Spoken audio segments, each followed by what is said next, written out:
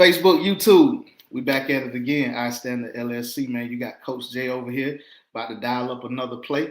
And listen, let me tell y'all something about this play I'm going to dial up. I'm going to dial it up better than the Alabama-Georgia game. You see what I'm saying? Because I'm still hurt about that. So I'm finna dial up a play that's going to be a little bit better than that because we got to get the victory one way or another. So I'm going to get the victory today. So I'm finna dial up a play, man. I want to thank you on YouTube, on Facebook. Please hit like, please hit share. Please subscribe if you're on YouTube. Hit the notification bell so you can know when we're going live. Listen, we got a great conversation coming at you today. We got some great people in the room, some great experts, and we're going to just be sharing information, just popping off of each other, trying to give the audience what they deserve. Now, remember, our standard is geared towards young people, transitional age youth, but also towards parents as well, because we want to inform parents, we want to inform young adults to help bridge whatever gap that may exist in their life. And so today we're going to be talking about vocational education versus college education. And we're not necessarily saying one is better than the other, but we want to highlight both of them so that whatever young person may watch this replay or may watch this live, whatever parent may be watching this live or watch the replay can sit down and say, hey, you know what I'm saying? That was some food for thought. I got something to consider. I got some substance that I can walk away with and make a decision for my life or have a conversation with my child. So what I'm going to do now, I'm going to let everyone introduce themselves, and then I'm going to share some information, and we're going to get started. I'm going to start with no other than Mr. Nathan Locklear. Introduce yourself.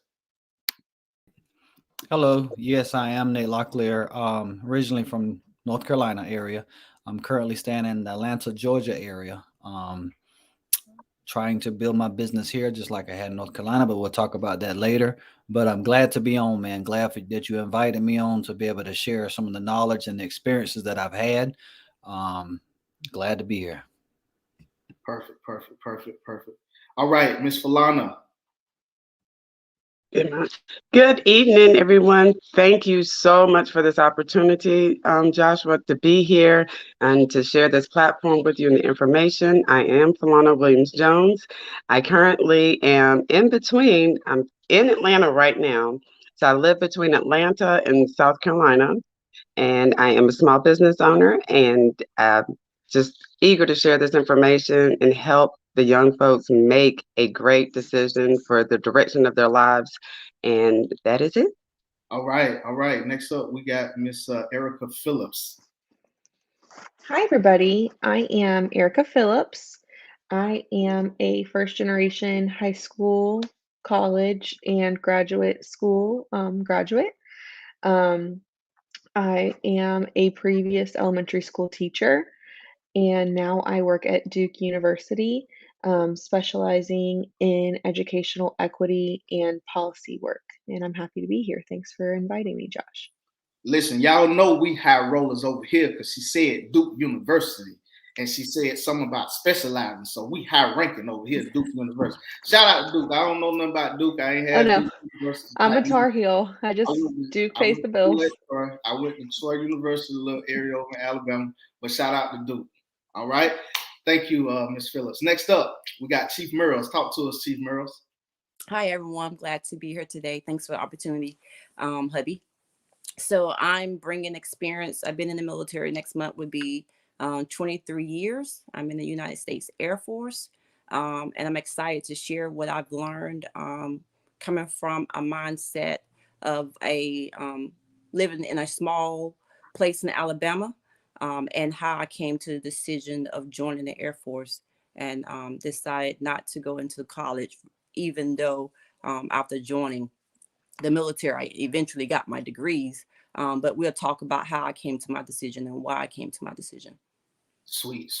So with that being said, let me share some information from an article that I read, and then we'll jump in and have this conversation. And this article came from onlinecampuscolleges.com, and I thought it was interesting. It was kind of aligning with what I had in my thoughts. So I'm going to just read a little excerpt from it. It says, as our country develops newer and more advanced technology and manufacturing processes, the need for skilled trade workers has become more apparent. And it also stated that between 1999 and 2014, trade school enrollment increased by nearly 6.5 million. Now, the thing I thought that was interesting was the need for skilled trade workers. And, that kind of let me know that with what the way that the world is going in, it's apparent that they need more workers more immediate. Trade school, possibly 2 years. College education, you're looking at 4+, depending on if you're taking a heavy load. Going to grad school, that's additional time. And so it seems like one is rising. I'm not sure what the other is doing, but maybe Erica can help us with that. So Erica, we're going to start with you and kind of talk to us about the college routes. What is going on in that world? What are young people saying about that world? And what, from your experience, has been the benefactors of impact in your life by way of that college education? Okay, a lot of questions. But first, I want to talk a little bit about high school tracking. So my specialty is in educational equity, and there is absolutely nothing wrong with taking a trade route or doing the military, but I want to be very specific in stating that Black and Brown students are often pushed into educational tracks that are not the university tracks. So usually there are 5 different options that counselors will meet with their students and put them in: university tracks, community college. I'm not sure if military and work are the same, but military, job, or trade school.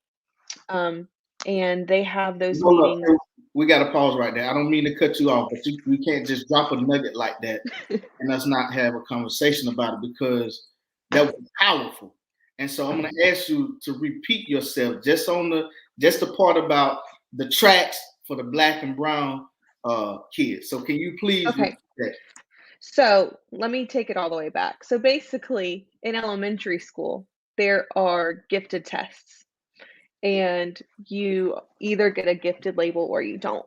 And so this can start as early as 3rd or 4th grade. And then those students that have gifted labels get to take advanced English and math in middle school.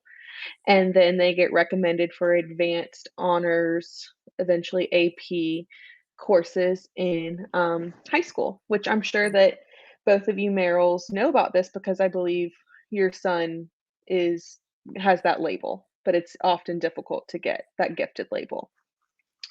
So usually if you get the gifted label, which very rarely Black and Brown students receive. Happy to talk about that at another time. I'm actually doing a multi-million grant studying that right now. But basically, if you have the gifted label, you're recommended for the university track almost immediately. They assume that you're going to go to the university. If your math or reading scores are okay, they're like, do you want to go to college? And once again, you have to think about, they're talking to 14-year-olds. Like you have to be 14 deciding if you want to go to college, community college, anything. And so basically, like if you only take one Spanish, you don't qualify to go to university, or like one foreign language. Like there's certain requirements that you have to check off to be able to go to whatever track. And so you're deciding this as a 14-year-old, and usually it's not even you're deciding. The counselor's guiding you to where they think that you're supposed to go. And you're making this decision on where you're going to be going when you're 14. And so a lot of Black and Brown students are tracked into community college or military or career or technical tracks when they might want to go to university.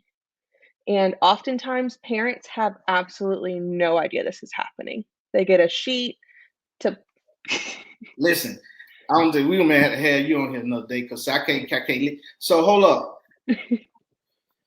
Okay, so this is where parents come in, right? Because I don't want parents to lose anything here, right? I think I think that whole tracking thing, that's so prison probation parole. Like, Absolutely. it's giving me them kind of vibes when you that whole tracking thing. Like, I think to hear that is so disheartening because I think that's a failure on the school system for one out of the gate. Right? That's my opinion. Right? No, you're absolutely right. So if people want to do more research on it, and I'm happy to come back on again, but it's called racialized tracking. Um, Racialized tracking. Okay. All right. um, Racialized tracking. I'm gonna let you keep going, but that right there struck a nerve, and I want anybody that's listening that'll come across this because I've worked in the field for 15 plus years with young adults who are not quote unquote typical or mainstream or streamlined, and you wonder why they are so emotionally drained and scarred and bitter towards the systems, whatever that system is, and it's because of stuff like that. It's because that lets me know if you tracking like that, the resources you have and the help you want to give is not geared towards me. exactly. And I want to be super specific. It's not the parents' fault. Parents are not a part of these decisions. It's very much a gatekeeping and a guiding from administrators and counselors.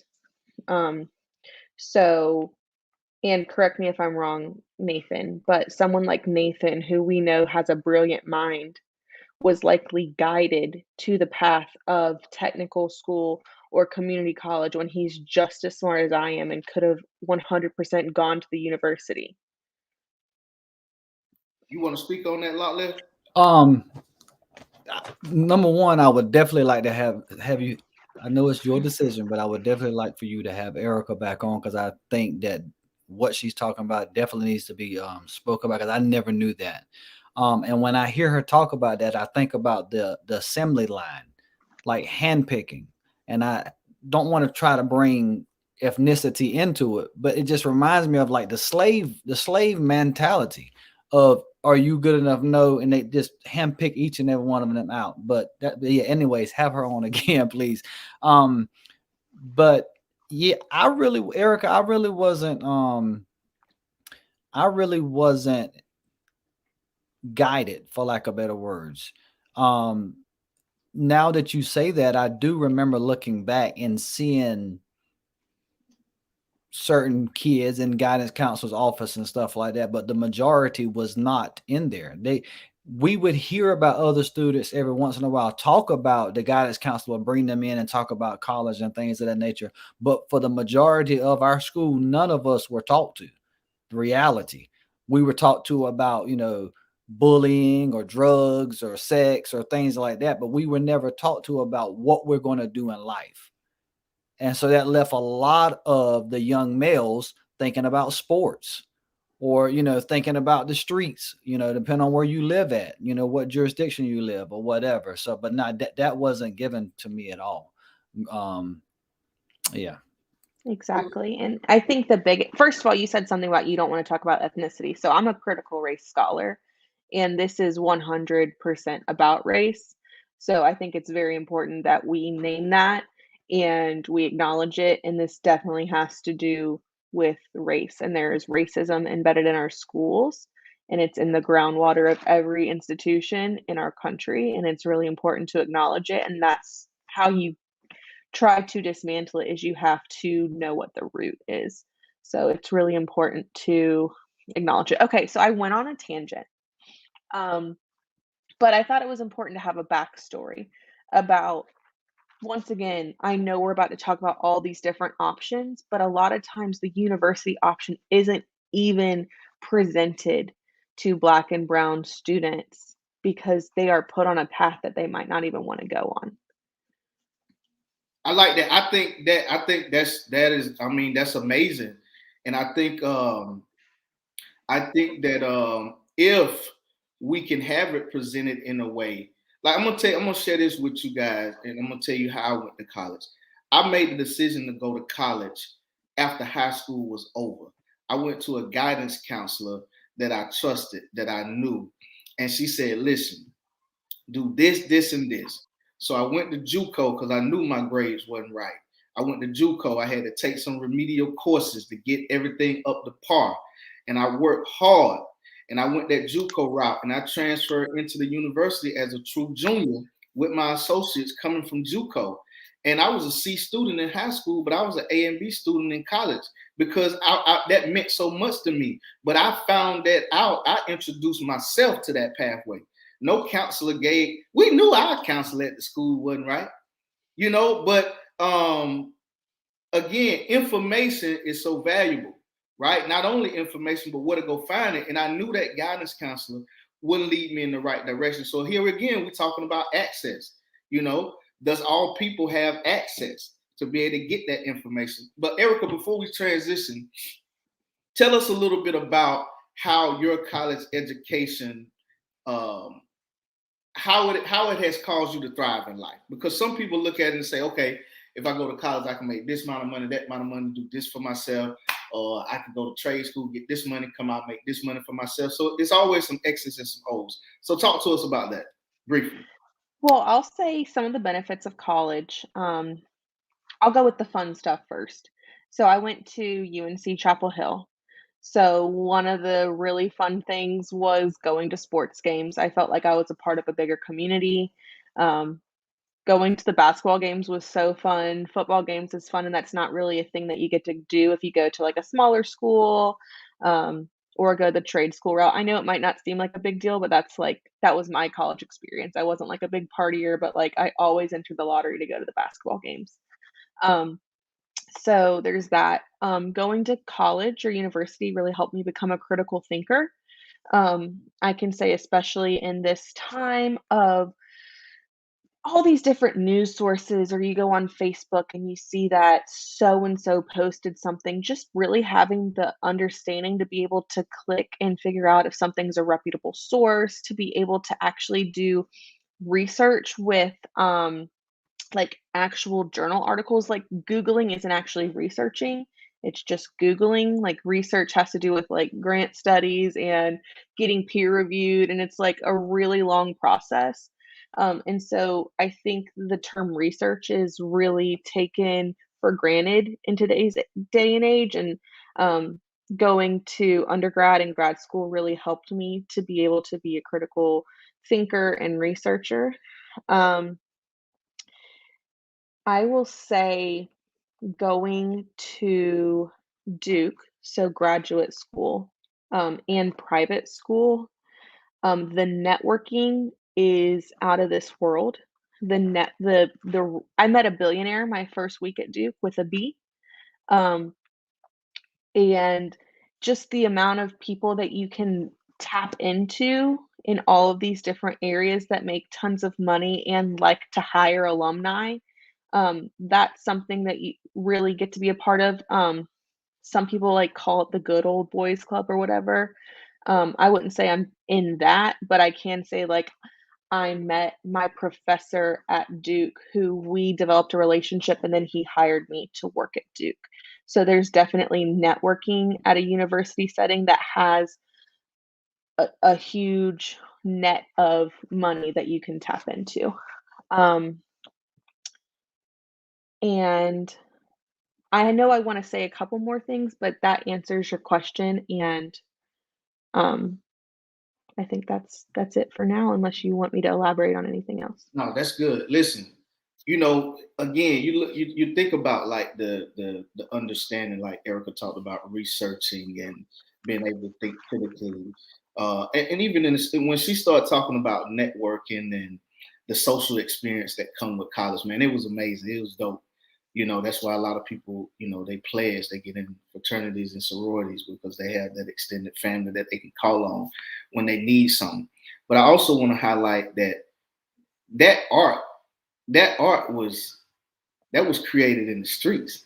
It's street cats that been networking, for years, but they don't. We used to, when I was working probation, we used to use these carry guides to help young people that were selling drugs understand the entrepreneurial skills that came with that, to get them to move away from it and use that skill in a different way. And they have all of that. They just don't have nobody to put it in the right language and say, hey, you can leverage that differently and use that skill differently and get a different result and still get money. And so I think we got to continue to be visible, in all spaces so that young people can see people who look like them, who sound like them, that they can draw inspiration from. So appreciate that. Thank you so much, Erica, for that. Lockley, we want to go over to you and have you to talk about the two vocational trades that you have and how they have benefited you on your path in life. All right. Well, I will say, just to piggyback real quick off of something you just said, um, not to go too deep into my past, but yes, I was one that was raised in a um, drug infested neighborhoods and stuff like that. And I followed the path of many of my cousins and people who were in the neighborhood because that's how I was taught to make money. But on the back end, you had me on another show, and I referred to my grandfather and my uncles. They taught me what hard labor was. And as a young guy, at the age of 14, 15, I had to make a choice. Do I want to go ahead and do hard labor, or do I want to make that quick, easy, fast money?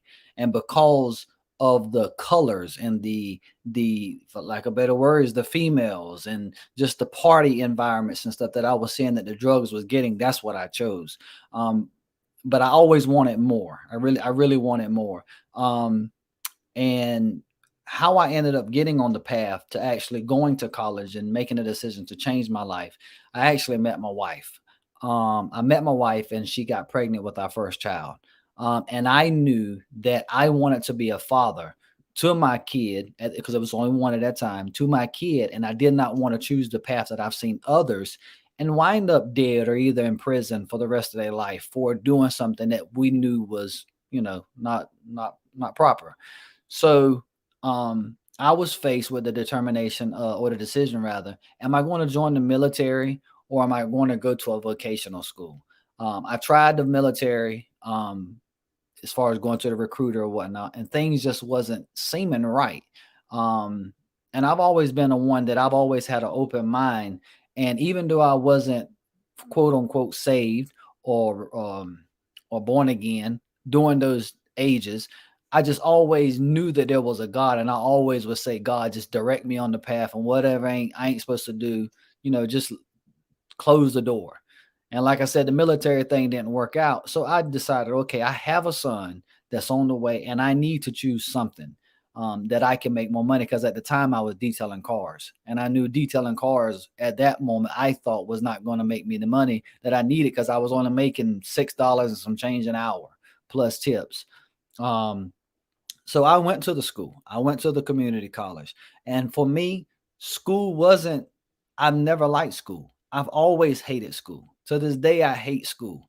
But I like learning. I know that sounds crazy. I hate the school environment, but I love learning. And I knew that a university wasn't proper for me. And in order to go to a community college, I needed to actually get my, like a better words, GED, because I didn't fail. I got kicked out of 10th grade 3 years in a row for being stupid. So let's go there. But anyways, so I went to the college and they told me, well, in order to actually attend our college, you have to get a GED or a high school diploma. And I'm looking at time. I don't have but 6 months before my son's going to be here. I don't have 2 years to go get my high school diploma. So I had to make a choice. Okay, let's go ahead and get this GED. And I got the GED. I worked hard. Like you said, I worked hard. I put my work in, got my GED, tested out. And then I started community college as far as going the air conditioner route, HVAC route immediately. I didn't know what to choose, but I just chose that because I knew I wanted to be outside. Went that route. I learned at that moment that I was very hands-on. I'm a hands-on learner. I don't learn by reading out of a book.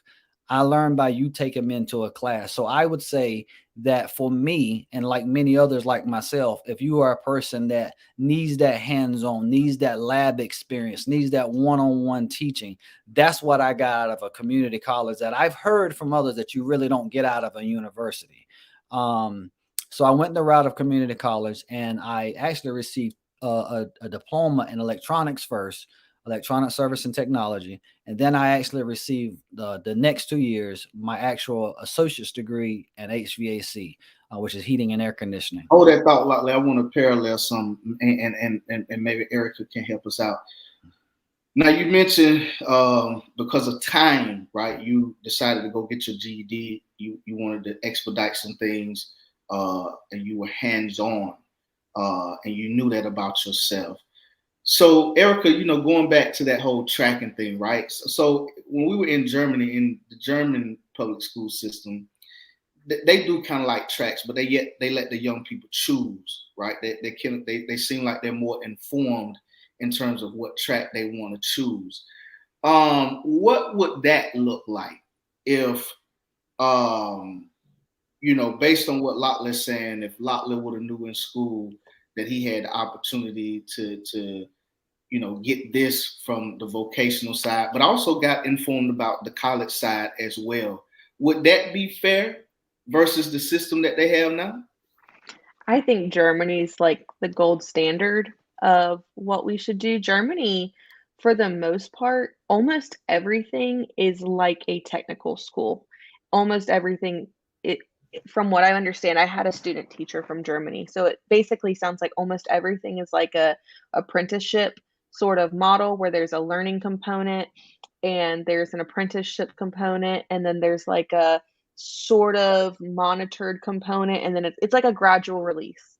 And first of all, they don't pay to go to school. They're getting paid. They're getting their social capital and then eventually they get paid for their job. So, long story short, yes, they do get to choose their track, but they choose their track. The only thing I would say that's a little bit hard is they're choosing their track very young. Like, I did not know I wanted to be a teacher when I was 14.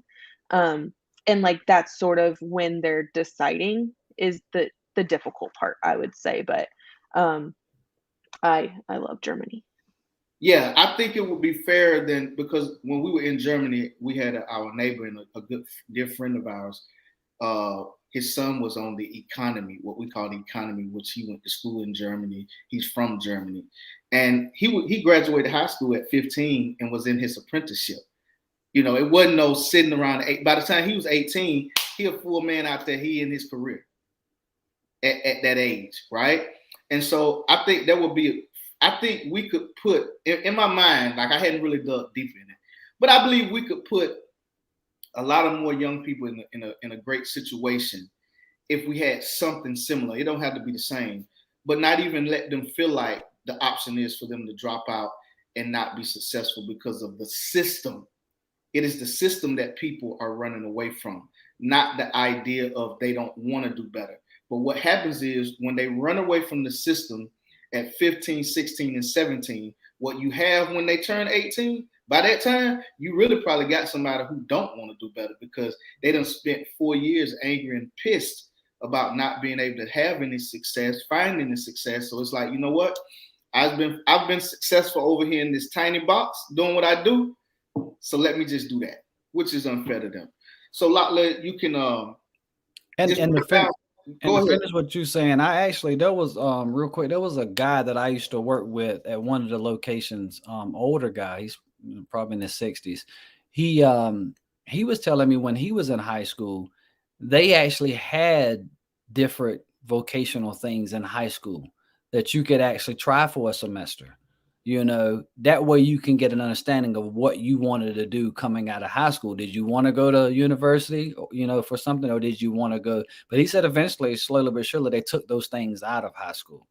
So that is something that we used to have over here in America. I don't know why they stopped it. Yeah. But yeah, so real quick, just to finish it up, man. Yeah. So I just chose to go to school for heating and air. I've been doing that for like 19, 20 years now. I think going the vocational route really helped me. The community college route really helped me because I had the hands-on experience.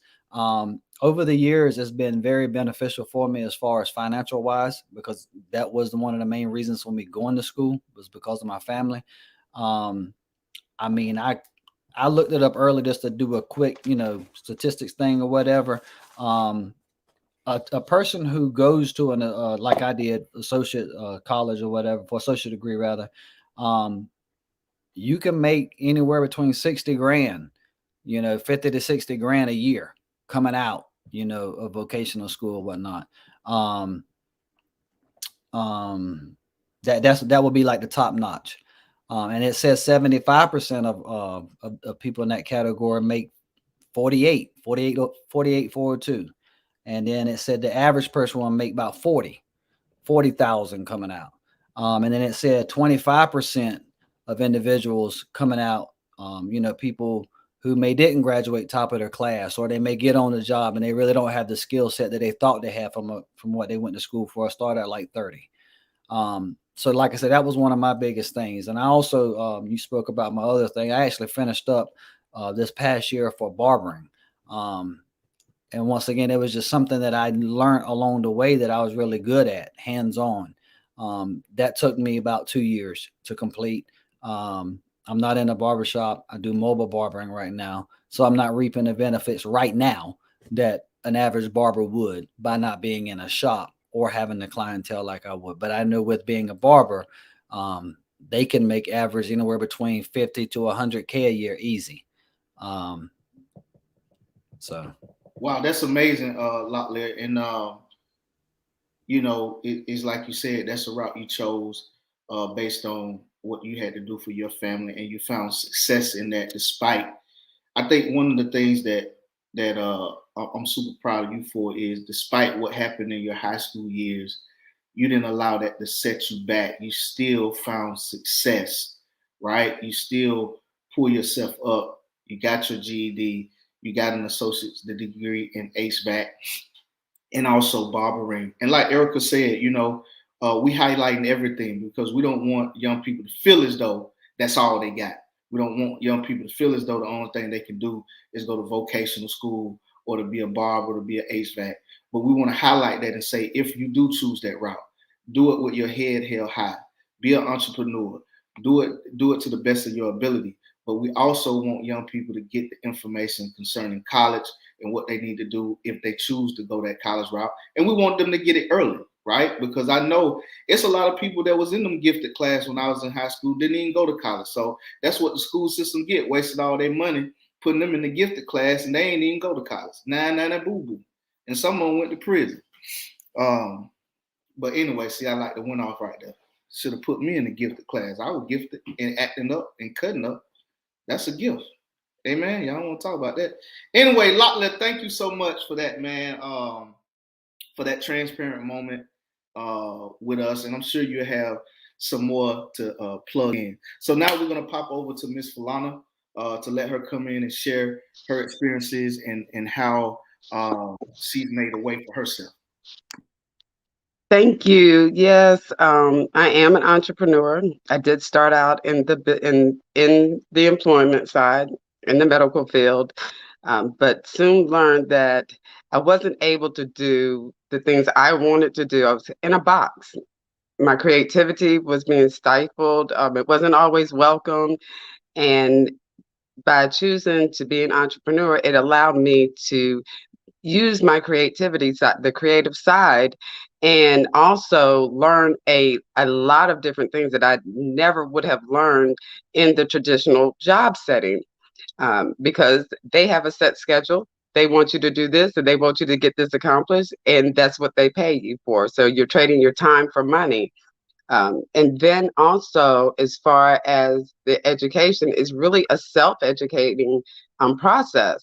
And it's a place where most people, when you hear failure, it's falling apart. Everything's bad. But as an entrepreneur, when you fail, you're actually learning, and that's not what we're taught on the other side, in the traditional educational side. I can tell you, I have read more books probably than most people, most adults. They leave school, they don't usually read any longer.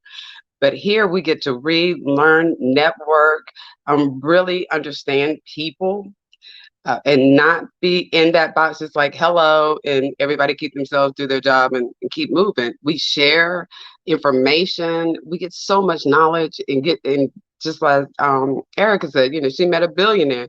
I've been able to be around millionaires, from educational. They've had the greatest education and decided that wasn't the way to go. And so it has just been a wonderful journey. And again, I used to think of failure as something else, but now I welcome it because it's an opportunity to learn. And like Locklear said, I love learning, and I don't necessarily love it in a structured setting and getting a grade. Your grade is your return on investment here as an entrepreneur. And there's so many people who are willing to share and guide and mentor you.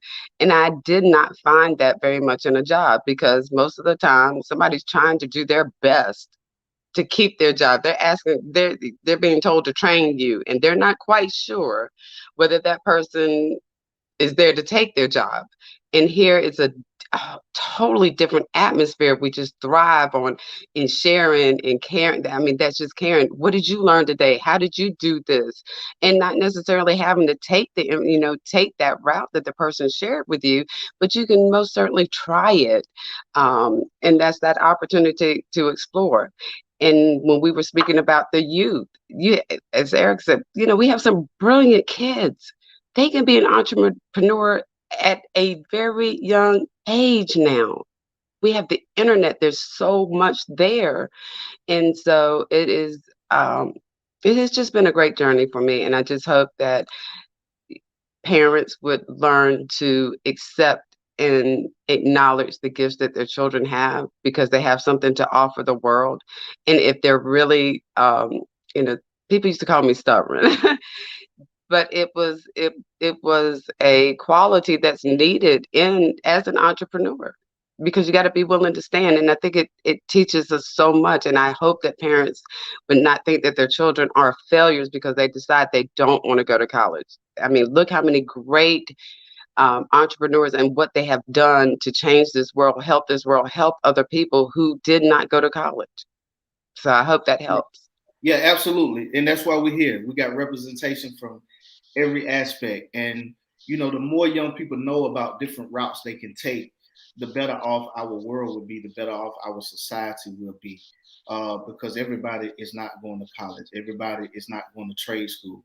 Everybody is not going to be an entrepreneur. But what I would like for everybody to be is successful and productive in their own right, and be contributors to the world, because we need contribution, and we need everybody contribution, not just the 1% contribution. We need everybody contribution. And I believe that the pandemic has really, really kind of flipped this thing upside down, to where the people who used to have that swag no longer are having that swag alone. But it's like anybody that's willing to grind and willing to hustle can have that swag and that bag for themselves. So, Falana, I appreciate that. So we're gonna pop it over here to our next guest. Our next guest, this next guest is real deal in my heart. And, she looking real good with that short cut and all of that right there. You know what I'm saying? But this next guest, this Chief Merles over there, as I call it, Chief Merles, come in here and share with us your experience, your military experience. I can share too, because I done been all around this here world with this military, but I ain't gonna get off on that. I ain't gonna get off on that today, y'all. But we can never thank our military personnel enough for the sacrifices they make to keep us safe. Because if it weren't for them, we wouldn't be able to go to school and be safe. We wouldn't be able to go to college and this and that and be safe. So we thank our military personnel over here at our standard. All right. Love you, dear. So I've been in the military. Next month will be 23 years. And so I'm so glad we have this platform, because that is why I chose to join the Air Forces. I didn't feel there were options, right? And I'm sure there were options, but where I came from in Alabama, small town, I didn't feel there was options. And I didn't, as I've spoken about many times, I did not have a lot of visuals. So I didn't have people directly in my family, as far as like my mom and dad that had graduated from college or had went into the military or that just did things that I saw myself doing. And so as I began to think about college, it was just so overwhelming, especially when you have no one in your family that had went to college, right? And so just the process and where's the money coming from when you're coming from a family that's barely making it? Where's the money going? How are you going to do all that? And so it was just very overwhelming for me to go to college. So I chose the Air Force. And so in 1999, I went into the Air Force. And one of the reasons why I ended up going into the military was that I had an uncle that was in the Army. And he would come home and he would have a nice car. He was always dressed very nice. He took care of his family. And so that was something that I said, okay, I can do that, right? That it seemed attainable, and something that I could handle. And so I ended up joining the Air Force, and the rest is history. But it was, I think the military was definitely a place where you can be whatever you want to be. The sky is the limit there. I started to think about over the week of just all the opportunities we have in the military. I mean, medical is free, dental is free, college is free. They will let you get associates, a bachelor's, a master's. All of that is free. Um, and where are you gonna get, other than getting a scholarship and going to school? What job? It's not many jobs out there where you can get your degrees for free. Relocation is free. They give you housing allowance, so as you go up in rank, you get more money to go towards your house, or you decide to rent towards your rent. They give you food allowances, so for your groceries. um, they give you free legal service. They give you free counseling service. They give you tax-free shopping on base for groceries, for household goods, all these things, right? You're getting free. And so now I'm starting to look into, when I retire, how much all this stuff costs on the outside of the military. It's a lot of money, right? And so for someone who may not be financially, blessed or whatever, I think the military is a great place to come in because, medical care, all that stuff is expensive. Degrees are expensive. And so you can come into the military, sign up for 4 years, knock out your degree, and if you decide you don't like it, you can get out of the military. And if you like it, you stay in. So that was my thing. I was going to come in for 4, and see what happens. And I came in. I enjoyed it, and so I just continued to re-up every 4 years. I would do another 4 years, until now. I'm at 23 next year. Because of my rank, I can do up to 30 if I wanted to and retire. But hey, if I wanted to retire 3 years ago at 20, I could have retired it 3 years ago, and walked away with 50% of my salary. And so I just think it's a great opportunity. My family and I have been all over the world. My husband was just talking about us being in Europe. We've been all over the world, and so it has afforded me the opportunity to take them everywhere with me, and it's also afforded me to bless those that's attached to me. But there is a sacrifice, right? I don't want to make it seem like everything is good in the military. It's an option. This is another option. But with every option, there could be what some may consider cons. So, I mean, you have to deploy, right? That's what I signed up to do. I signed up to protect those that's on this soil that we live on.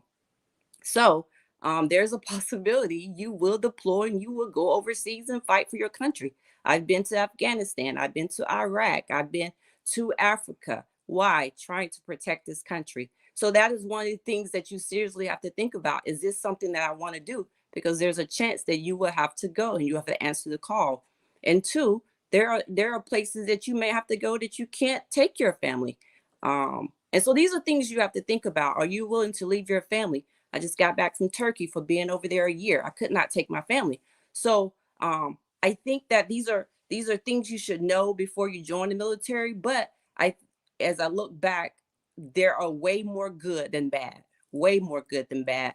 And so when I hang up this uniform, I will look back and have had a great experience. I could not have done the things I've done in life, I think, if I would have chose a different path. All right. You laid that out real good. If we were doing persuasive speeches, I mean, you hit that thing pretty heavy. I'd be down at the recruit office in the morning talking about sign me up, Jack. So listen, we got a question, right? We finna wrap it up, you guys. This has been a great discussion. Kevin Woods has a question for us, and anybody can jump in and answer this. Were any of you a part of any type of mentorship program, and did it prove to be helpful in your decision-making process or not?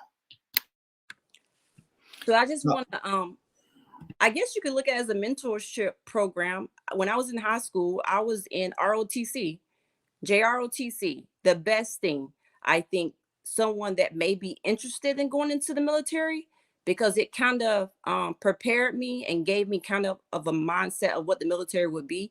And so the ROTC programs are great programs. And not only are they great programs, when you join the military, if you were in ROTC, you come in 2 ranks ahead of those that did not have any ROTC.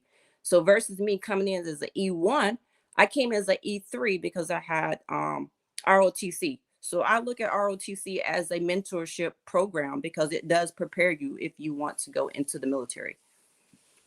Now, I just want to say, too, I did my time in the military. I did 4 years of ROTC. I was a major. I was captain of the rifle team. So when them holidays come around, I take off work, too, because that time I did in ROTC. It was a sacrifice for me. I ain't served my country, but I served my school and my community. Amen. Anybody else want to take a stab at that question? That's a good question, Kevin. Anybody? A lot less. I guess my mentorship program was actually, I come from a long line of entrepreneurs, but I was always pushed towards the other, which was the education most of the time. That's what I heard of. So as a young child, I was helping my father in his janitorial business, helping my grandmother with her salon and boutique. So I had those experiences and didn't really follow it as much then or dedicate myself or think that that was the way I would go. So I did do the traditional route and then found myself right back there. And so it has given me a lot of opportunities and knowledge, and may have put me a little bit ahead just because I was a part of a family that had a lot of entrepreneurs in it. For me, I didn't have, if he sounded like a mentorship program that would kind of steer me in a direction of what I was doing, I didn't have that. I just knew that my back was against the wall and I knew that I had to do something quick. Um, like Cindy, I wanted to join the Air Force. I wanted to join the military, but it just didn't pan out. Because, and one main reason was because of my grades, because of the stopping school at 10th grade, right? I didn't have the educational level that was needed to take that test. I mean, nobody, even the recruiter, when it came time to take the test, he didn't do a good job, in my opinion, of getting me prepared. He didn't give me anything to study. He didn't say, go study this. They just set me down, gave me a test and said, oh, you didn't pass. You know, for the Air Force, go to the military side, the Air Force side, not Air Force, but the Army side. Then I got to the Army side, and the recruiter I had over there just wasn't a good recruiter. I think he had women or something on his mind. I don't know. But I just know that it didn't pan out, but my back was against the wall. What I would like to say, though, is I think that all the hard work that my family members, meaning like my grandfather or my uncles or whatever, showed me, it prepared me for what I was going to face when I chose the career path that I chose. Because I want people to know that doing what I have done, doing the heating and air, it has opened doors for me tremendously. I mean, like Erica said, and like Falana said, as far as meeting people, I have been in millionaires' homes. I have been sitting down at the table with billionaires who own companies and helping them make decisions about their stuff. And they're relying on my education and my experience to teach, to guide them in the proper way. So it has opened doors for me as far as housing for me personally, or my family. I mean, so many opportunities, so many countless opportunities that I can't recall. But I will tell people this. I don't want people to get, there is a lot of money that can be made, especially when you open your own business. A lot of money. You can, I mean, hundreds of thousands of dollars that can be made a year doing heating and air or electrical like I do, or small plumbing, because the heating and air field has launched me into many paths, not just heating and air, but plumbing, electrical, you know, the list goes on and on. But I want people to know that it's hard work. When you first start out, you have to deal with the temperatures. You have to deal with the inclement weathers, the hot weather, you know, the cold weather, being on roofs, being up under houses, things of that nature. And as you move up in your education and your knowledge, the less you have to do those things, of course. But I want to encourage people that if you feel like you want to do that, I will tell you, and I don't have the stats on that, but there is a major shortage when it comes to the skilled level trade. There is a major shortage. One of the jobs that I was working at, great company, I'm not shouting their name out because they ain't paying me, but a company that I was working at here recently, they actually have a thing with the college here in Atlanta where they actually go to the college, to the vocational college, and within that college, the counselors in there, they choose out, kind of going back what Erica was saying, they choose out the highly gifted or the highly skilled people that they think will be beneficial to, what they're going to school for.